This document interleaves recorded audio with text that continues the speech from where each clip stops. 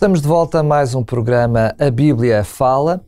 Esta semana estamos a olhar para a vida de Jesus contada por Pedro e hoje vamos falar sobre a paixão de Jesus segundo Pedro. Mas para nos falar sobre isto temos não só este Pedro, mas outro Pedro, o pastor Pedro Esteves. Mais uma vez, muito obrigado por estar connosco. Proponho então que passamos à leitura de um texto bíblico que se encontra em 1 de Pedro, no capítulo 2, e vamos ler os versículos 21 a 25. Porque para isto sois chamados, pois também Cristo padeceu por nós, deixando-nos o exemplo para que sigais as suas pisadas, o qual não cometeu pecado, nem na sua boca se achou engano, o qual, quando injuriavam, não injuriava, e quando padecia, não ameaçava, mas entregava-se àquele que julga justamente, levando ele mesmo em seu corpo os nossos pecados sobre o madeiro, para que, mortos para os pecados, pudéssemos viver para a justiça, e pelas suas feridas fostes sarados. Porque éreis como ovelhas desgarradas, mas agora tendes voltado ao pastor e bispo das vossas almas. Aqui nestas palavras que acabei de ler, Pedro, temos um pequenino vislumbre daquilo que Jesus padeceu pelos nossos pecados, mas Pedro tinha consciência plena deste sacrifício de Jesus e de como este sacrifício ele era representativo para as nossas salvações, para a nossa salvação.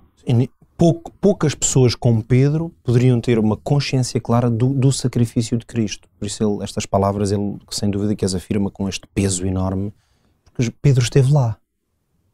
Portanto, por isso há bocadinho, ou creio que no início desta semana tu te referias um pouco à ideia de, ao estudarmos o que Pedro na sua primeira carta sobretudo ensina sobre Jesus, é uma espécie de evangelho de Jesus Cristo segundo Pedro, não é? Ele não escreveu nenhum dos evangelhos, embora tínhamos muitas evidências de que ele influenciou bastante a escrita de alguns dos evangelhos, mas em tudo aquilo que lemos de Pedro nas suas cartas, nós vemos claramente o evangelista. Vemos aquele que em primeira mão viu, testemunhou e esteve lá. Para Pedro falar do sacrifício de Cristo, eu imagino, mesmo que isto tenha acontecido já umas décadas depois, o tempo da sua escrita, ainda deveriam ser imagens e pensamentos muito profundos para Pedro. Quer dizer, Pedro, lembremos-nos só disto, Pedro estava com ele no jardim do Getsémani quando Jesus vem e foi preso, ele viu Judas traí-lo com aquele beijo, não é? Ele cortou a orelha a Malco, um dos soldados, portanto ele envolveu-se diretamente e viu aquela luta de ver o seu mestre a ser preso, e depois sabemos que o acompanhou e o rondou pelo menos naquela noite terrível do julgamento e do suplício de Cristo, porque ele estava ali perto, foi nesse período que ele o traiu 3 vezes, negando que o conhecia, mas o texto também diz que Jesus depois a certa altura cruzou o olhar com ele e ele até chorou, portanto quer dizer que ele estava perto e ele viu com certeza Jesus ser batido, chicoteado e com certeza mais perto ou mais longe ele viu Jesus ser erguido na cruz. Portanto, isto dá para ter uma ideia de que quando Pedro se refere aqui a Jesus como tendo sofrido, padecido todas essas coisas em silêncio, não é, como uma ovelha, quer dizer, nós percebemos que estamos a falar de alguém, está a falar de coisas que viu e que sentiu, quer dizer, que tem alguma coisa de profundamente emocional. E viveu na própria pele o verdadeiro significado da remissão, não é? Quando, após a morte de Jesus, Jesus se encontra com o Pedro e vai fazer a remissão, não é? Da sua negação. Foi o primeiro a entrar ele no sepulcro e a chegar lá e ver que Jesus não estava lá. Portanto, esta história de facto podia continuar, não é? Tudo o que ele viveu com Jesus antes e logo após a sua morte. Costumamos muitas vezes chamar, os cristãos têm por hábito chamar a paixão de Cristo, não é? A estes acontecimentos que, no fundo, que aconteceram na noite, não é? Na noite, especialmente na última noite. E é muito profundo pensar que Pedro assistiu. E por isso, a tudo isto. Por isso que nesta descrição que tu leste, nas palavras do apóstolo Pedro, eu creio que há 2 ideias-chave que nos emergem daí. A primeira delas é que Jesus passou por um sofrimento físico enorme. Por isso ele não o descreve em detalhe, mas dá algumas dicas aí que nos revelam a compreensão que ele tinha de que Jesus sofreu muito.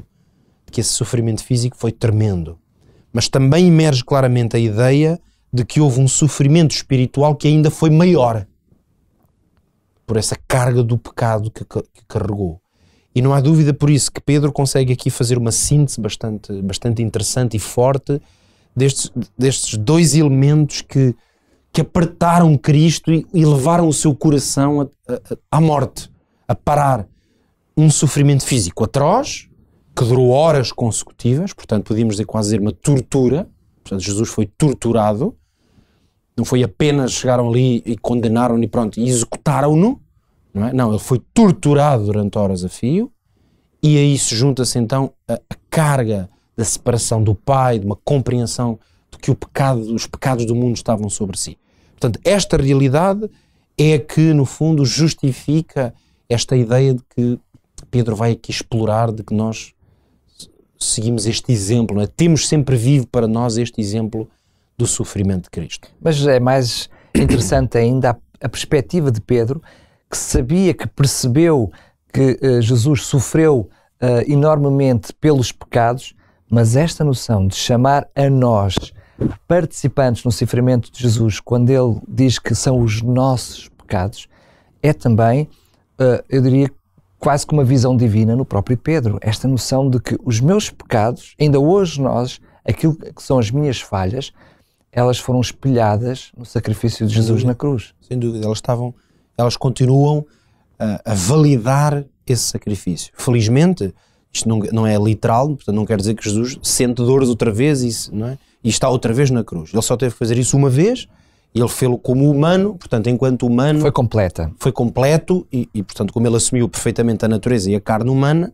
nós não podemos sofrer a mesma coisa duas vezes, não é? Porque o tempo para nós conta, nós estamos fora do tempo, como Deus está, e agora o Cristo também está.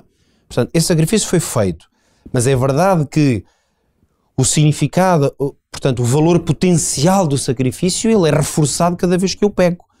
Por isso é que Jesus sentiu esse peso enorme, porque eram os pecados de todas as pessoas para todo o sempre.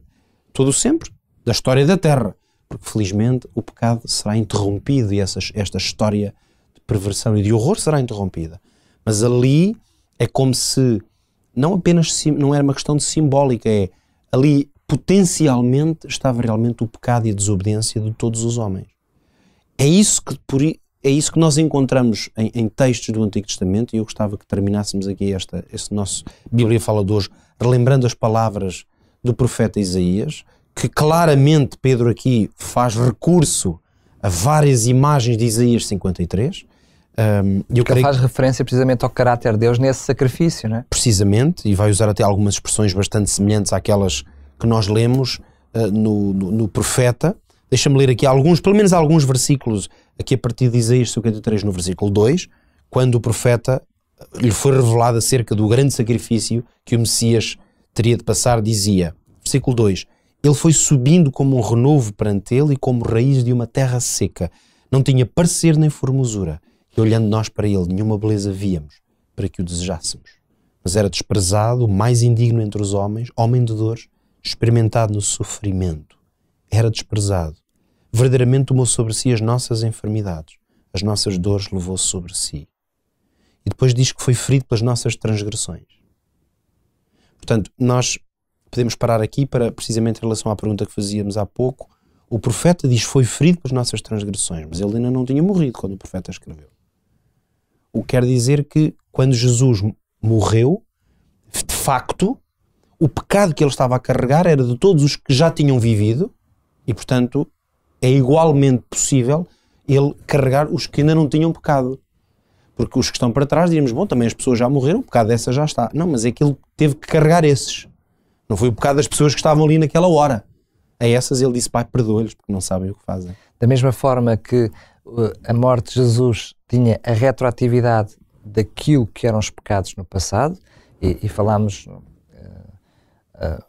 sobre os versículos anteriores, precisamente a questão dos sacrifícios dos animais que eram feitos, que tinham precisamente como tipo e antitipo este sacrifício de Jesus, mas aquilo que eu hoje, as escolhas que eu hoje faço, também encontram na cruz, também estão refletidos na cruz. Estão refletidos, encontram um eco, seja o eco de salvação, sobretudo esse é que nós encontramos, seja o eco de continuar a fazer, de justificar o sacrifício de Cristo.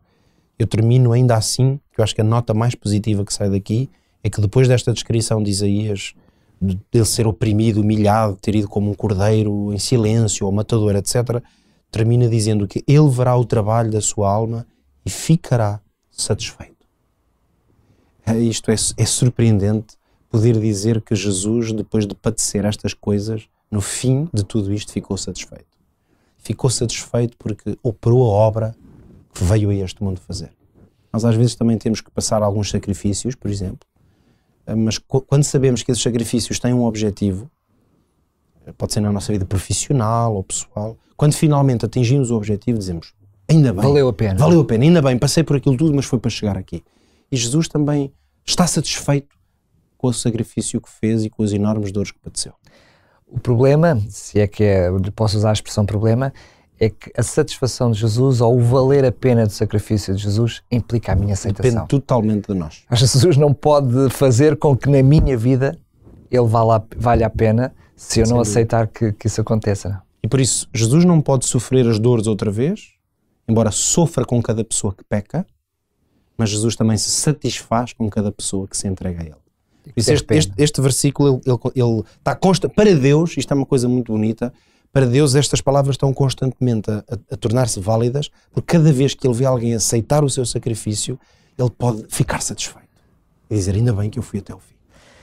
Muito bem, chegamos ao fim de mais um Bíblia Fala, mas ainda bem que Jesus não ficou apenas e só pelo sacrifício. Ele só foi completo, não só por causa da nossa aceitação hoje, mas devido à sua ressurreição. E esse é o assunto de amanhã, por isso desde já o convido a estar connosco. Este programa não pode ser ouvido aqui na sua rádio, em radiorcs.pt, mas pode também ser visto em optv.pt.